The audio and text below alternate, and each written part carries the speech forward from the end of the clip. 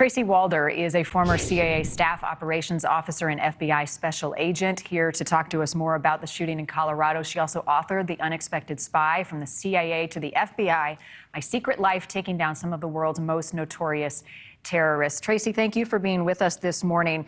The investigation is top of mind. Is the motive the first question that investigators will be trying to answer in this shooting?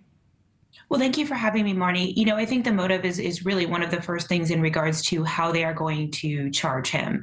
If this is a hate crime, is it motivated by gender discrimination or sexual orientation?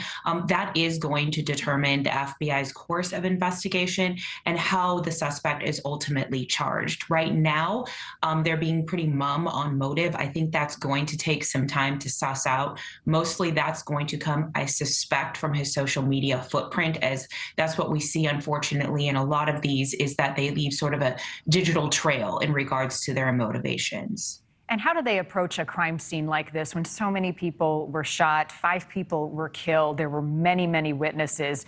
How does that play into answering some of the questions that people have 2 days later?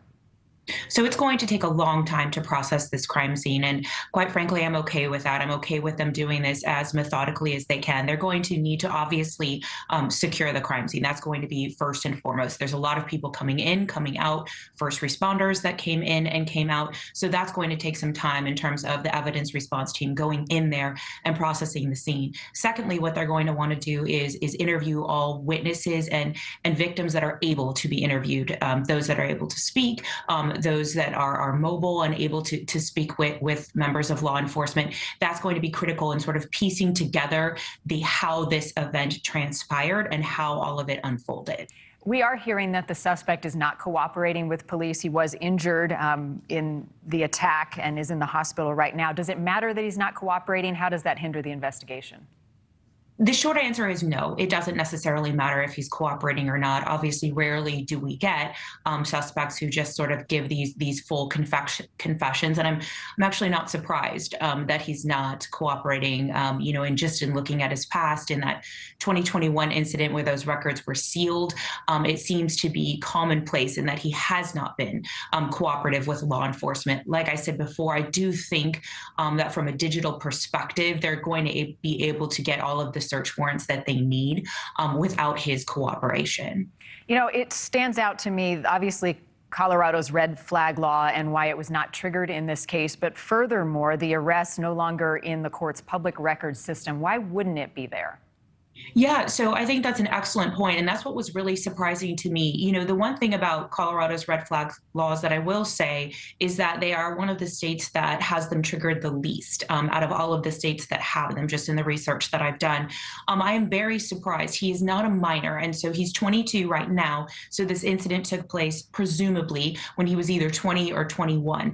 So I am a little bit surprised. That should be public record, and because this happened when he was an adult. So without really speculating, I can't say why this would have been sealed. However, I know that there's discussion right now about unsealing it. How soon do you think charges will be filed?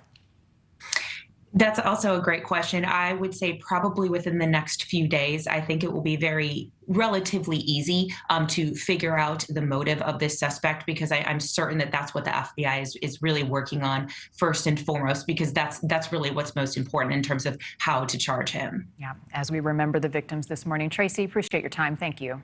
Thank you for watching. Go to newsnationnow.com to find NewsNation on your television provider. And don't forget to click the red subscribe button below to get more of NewsNation's fact-driven, unbiased coverage.